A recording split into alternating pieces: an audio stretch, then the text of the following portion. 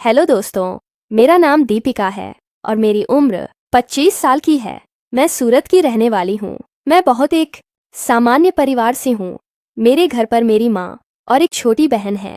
मेरे पापा जी कुछ साल पहले ही गुजर गए थे, तो घर की जिम्मेदारी माँ और मुझ पर आ गई। मेरी माँ स्कूल में टीचर है। उनकी जॉब से हमारा घर बस किसी तरह से चल रहा था।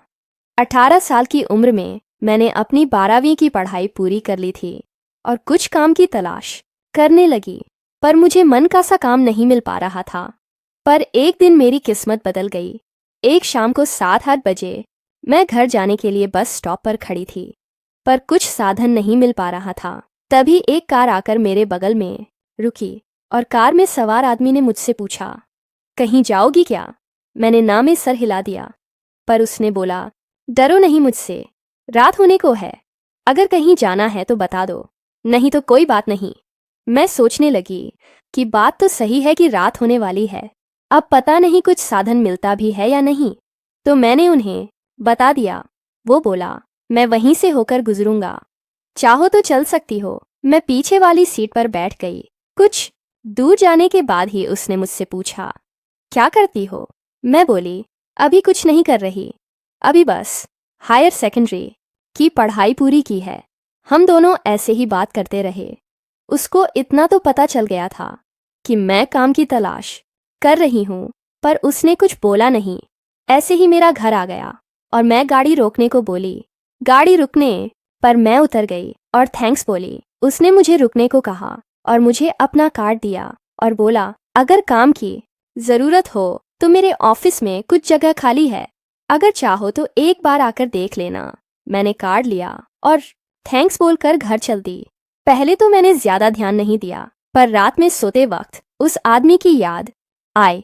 मैंने तुरंत उठकर अपने पर्स से वह कार्ड निकाला और देखा तो किसी सॉफ्टवेयर कंपनी का लग रहा था। मैंने वहां जाने की सोची, मगर अगले दिन संडे था तो मैंने मंडे को जाने का तय कर लिया। मंडे को मैं जल्दी से उठकर तैयार हुई और ऑटो लेकर वहां पहुंच गई। वहां जाकर देखा तो बहुत ही बड़ा और शानदार ऑफिस था। मैंने वहीं बैठी एक महिला के पास जाकर कार्ड दिखाया तो उसने मुझे 1 नंबर रूम में जाने को कहा। मैंने रूम के दरवाजे पर जाकर अंदर आने की अनुमति ली। अंदर जाते ही देखा तो सामने वही आदमी था। उसने मुझे देखते ही कहा, अरे तुम आओ आओ बैठो ना। मैं बैठ गई। उसने कहा, जरूर तुम काम के लिए यहाँ आई होगी। मैं बोली, जी हाँ। उसने मेरे सभी कागज चेक किए और कहा, मुझे एक सेक्रेटरी की जरूरत है, अगर तुम यह काम कर सको तो तुम्हें काम मिल सकता है। घबराने की जरूरत नहीं है, तुम धीरे धीरे सीख जाओगी। मैंने तुरंत हाँ बोल दिया। तो उन्होंने कहा, शुरू में तुमको RSUO मिलेंगे और बाद में तुम्हारे काम के ऊपर है कि कितना बढ़ाना है। वह बोले, कल से ही आ जाओ। मैं खुश होकर बोली, जी जरूर। और फिर मैं घर आ गई। घर में भी सब लोग बहुत खुश थे। अगले दिन से ही मैं काम पर जाने लगी, पर मुझे जरा भी अंदाजा नहीं था कि यहाँ से मेरी जिंदगी ही पूरी बदलने वाली थी। वक्त बीतता गया और 4 महीने कब गुजर गए पता ही नहीं चला। अब मैं बॉस का सारे काम सीख चुकी थी और पूरी मेहनत से काम करती थी। कुछ दिनों बाद मुझे कुछ ऐसा पता चला कि मुझे विश्वास ही नहीं हुआ। मुझे पता लगा कि पहले भी कई लड़कियां यहाँ काम कर चुकी हैं, मगर ज्यादा दिन तक कोई भी नहीं टिक पाती। ऑफिस के कुछ लोगों से पता लगा कि मेरे बॉस कुछ रंगीले टाइप के हैं, पर मेरे साथ अभी तक ऐसा कुछ नहीं हुआ था, तो विश्वास नहीं हुआ। मैं अपना काम करती रही। एक दिन संडे छुट्टी थी, मगर बॉस ने कहा, कुछ काम है, ऑफिस में तुमको आना होगा। उस दिन मैं घर से ऑफिस के लिए निकली तो बाहर बहुत तेज बारिश हो रही थी। मैंने ऑटो लिया और चल दी। अचानक ऑटो में पानी के कारण कुछ खराबी आ गई। बहुत कोशिश के बाद भी ऑटो स्टार्ट नहीं हुआ। मेरा ऑफिस वहां से बस कुछ ही दूर ही बचा था, तो मैंने सोचा कि क्यों ना पैदल ही चली जाऊं, और मैं जल्दी जल्दी जाने लगी। मगर बारिश इतनी तेज थी कि वहां पहुंचते पहुंचते मैं पूरी भीग चुकी थी। मैं अंदर गई तो बॉस मुझे देखकर बोले, अरे तुम तो पूरी भीग चुकी हो, कैसी लड़की हो, कुछ देर रुक जाती कहीं। मुझे भी समझ नहीं आ रहा था कि क्या करूं। यहाँ तो कोई कपड़े भी नहीं थे मेरे पास। उस दिन मेरे और बॉस के अलावा और कोई भी ऑफिस में नहीं था। बॉस ने मुझे एक टॉवल दिया और सर पहुंचने को कहा। मैं सर पहुंचने लगी। कुछ देर बाद अचानक मेरी नज़र बॉस पर पड़ी तो वह मुझे घूरे जा रहे थे। बॉस ने कहा, आओ अंदर वाले रूम में जाकर कपड़े सुखा लो। और मैं रूम में चली गई। वहाँ पंखा चालू था और अपने कपड़े उतारकर मैंने टॉवल लपेट ली। अपने गीले कपड़ों को मैंने फैला दिया ताकि कुछ सूख जाए। मैं वैसे ही टॉवल लपेटकर टेबल पर बैठ गई। अचानक दरवाजे पर आवाज़ हुई। मैं बोली, जी सर। बाहर बॉस थे। वो बोले, अंदर एक फाइल है, वो मुझे चाहिए। मैंने डरते डरते दरवाज़ा खोला। बॉस मुझे बहुत ही वासना भरी निगाहों से देख रहे थे और मैं सर झुकाकर खड़ी थी। वह अंदर आए और मेरे कपड़ों को देखा, फिर फाइल देखने लगे और फाइल लेकर चले गए। कुछ देर बाद बॉस की आवाज़ आई, क्या कर रही हो? काम भी तो करना है। मैं अकेला क्या क्या करूँगा यहाँ? तो मैं बोली, मैं कैसे आऊँ? कपड़े अब भी गीले हैं। तो बॉस बोले, क्या हुआ? टॉवल लपेट कर ही आ जाओ। यहाँ कौन है तुम्हें देखने वाला? मैं डरते डरते वहाँ गई। बॉस सोफे पर बैठे हुए लैपटॉप पर काम कर रहे थे। मुझे बोले, जल्दी यहाँ आकर बैठो और इस फाइल में जो लिखा है उसको बताओ। मैं सब जल्दी से उसमें लिख देता हूँ। मैं उनकी बगल में डरते बैठ गई और फाइल को अपनी गोद में रख के उनको सब कुछ बताने लगी। मुझे बहुत शर्म आ रही थी।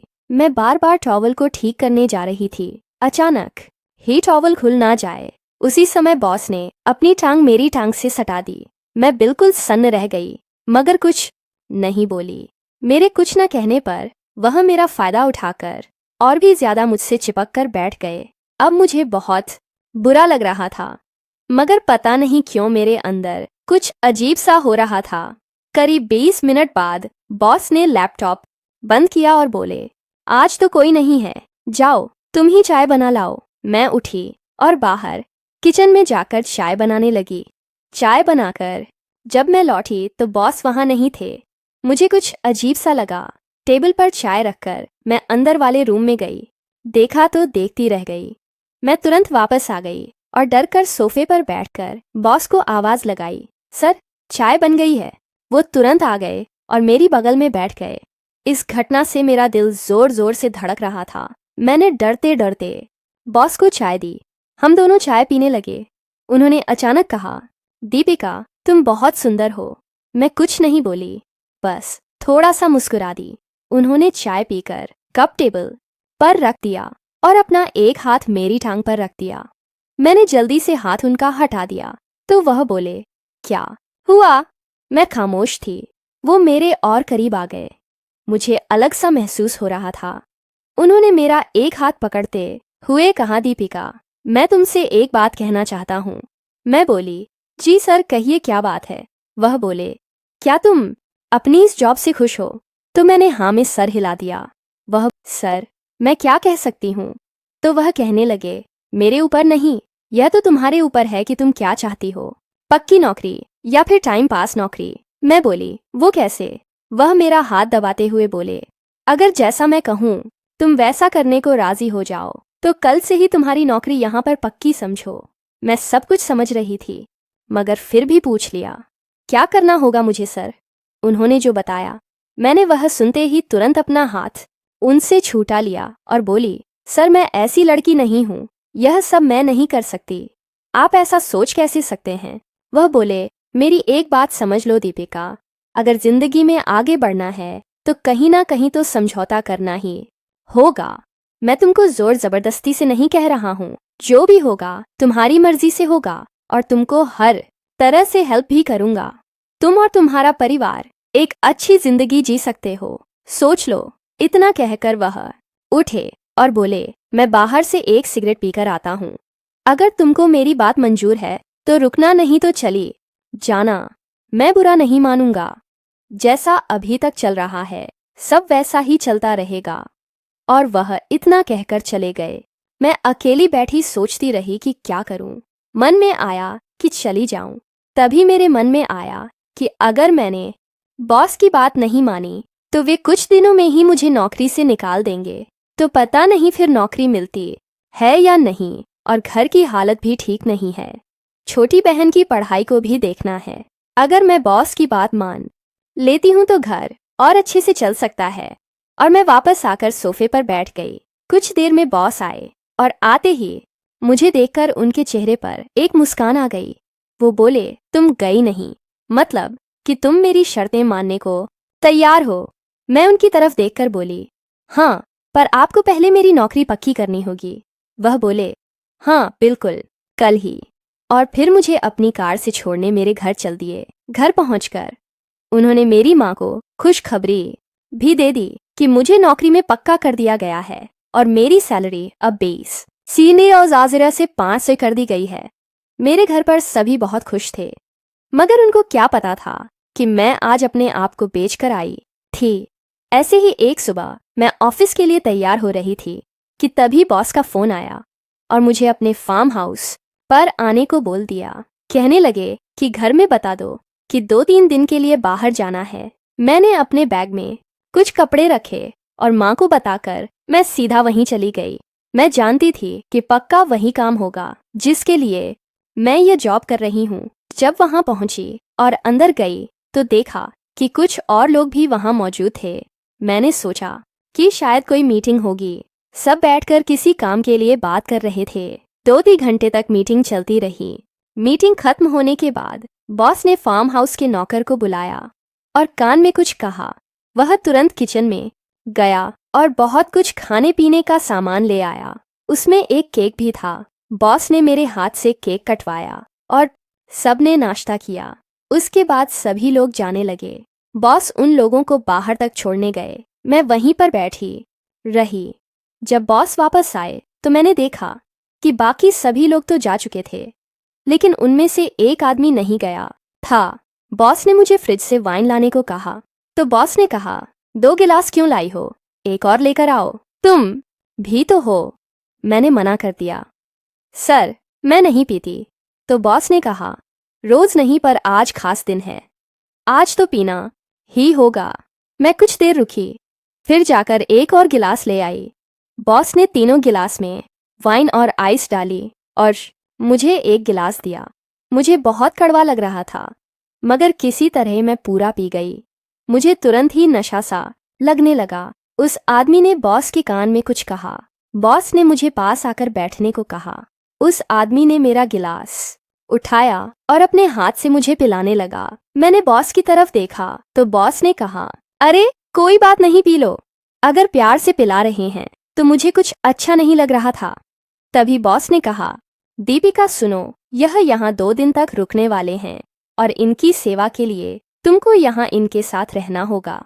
मैं बोली, मतलब सर, मतलब कि इनकी देखभाल करनी है। मुस्कुराते हुए बोले कि बाकी तुम समझदार ही हो ना चाहते हुए भी मुझे हाँ करना पड़ा।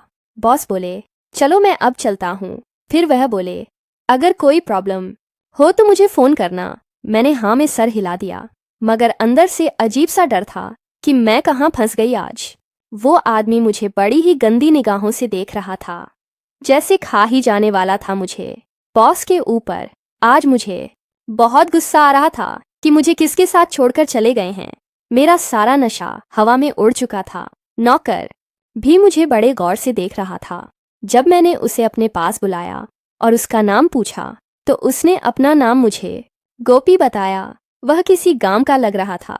बॉस का फार्म हाउस शहर से दूर सुनसान इलाके में था। यहाँ ज्यादा लोग आते जाते भी नहीं थे। कुछ देर बात करने के बाद नौकर भी अपने सर्वेंट रूम में चला गया। उसके बाद उस आदमी ने अपनी गलत हरकतें शुरू कर दी और मेरे मना करने के बावजूद भी वह मेरे साथ जबरदस्ती करने लगा। जब मैं उठकर बाहर जाने लगी तो उसने दरवाज़ा बंद कर दिया। मैंने जोर जोर से चिल्लाना शुरू कर दिया।